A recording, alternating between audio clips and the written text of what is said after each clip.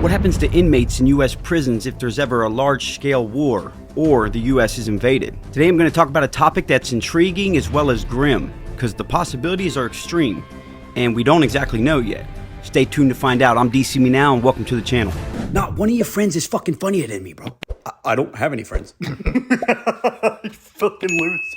That's not funny, bro. Now, I've been in prison. I did 5 years in prison for robbery, so we're going to start with speculations and inmate perspectives. Now, inmates, including myself while I was in prison, have speculated about stuff like this, and let's just say the scenarios range from bleak to downright macabre. Some suggest the government might resort to bombing all the prisons or executing all the prisoners. Others fear, which I think I feared the most, was that the guards would leave everybody locked in their cells, abandon the prison, and leave us just to starve to death and die. I'll tell you what, after about 3 weeks of no food, my cell is going to be looking like a whole buffet from Golden Corral.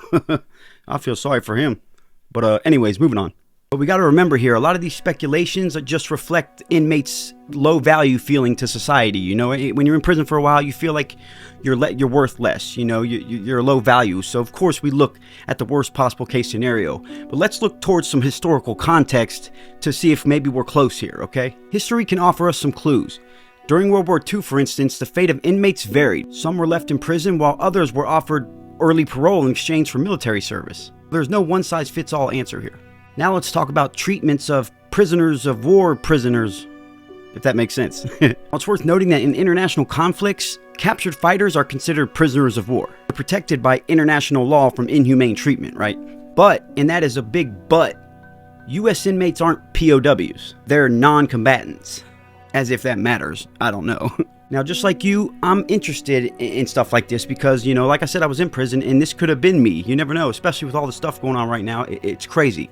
So based on my research, here's some potential scenarios. Inmates could remain in prison if the conflict is less severe or the prison's location is secure.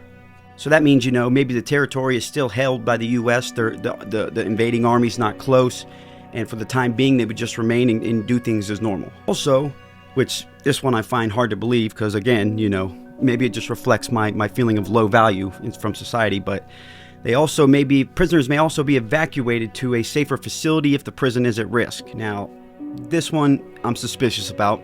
You never know. Again, like we said, lesser offenders could be offered parole in exchange for military services, freeing up resources, or in dire circumstances, they could even be drafted as infantry. And let's not forget, the Geneva Convention has strict guidelines on the treatment of prisoners of war. Not sure how they treat prisoners of war prisoners. This serves as a context for how any government should ideally treat certain individuals during conflicts. Again, this is kind of unprecedented. A lot of people speculate that not much would happen. A lot of things would go on as normal because this has happened before. Generally, if you're an invading army and you're invading another country that has a huge industry and things going on, you don't exactly want that industry to just stop. So a lot of people think that if, like say, if China invaded the US, they would kind of just leave everything going while they handle the military arm of the country. So likely nothing would happen, at least instantly, until Chinese, you know, took over, or whatever body that's invading was able to, if they won the war, and take over.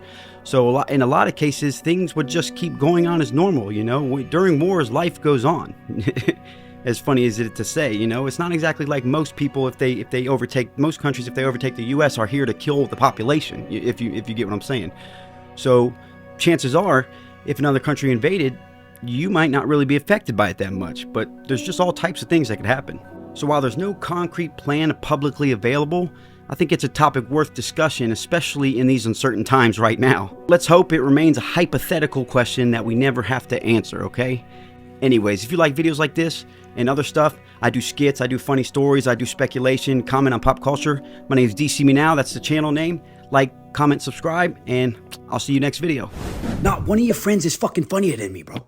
I don't have any friends. You fucking lose. That's not funny, bro.